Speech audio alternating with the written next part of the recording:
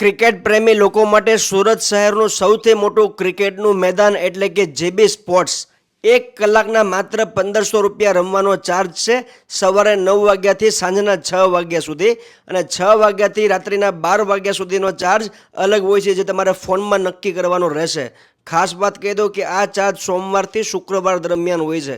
સુરત શહેરનું સૌથી મોટું ક્રિકેટ સ્ટેડિયમ છે. અહીંયા નેચરલ ગ્રાસ છે અને ખાસ વાત છે કે સારામાં સારી પીચ છે.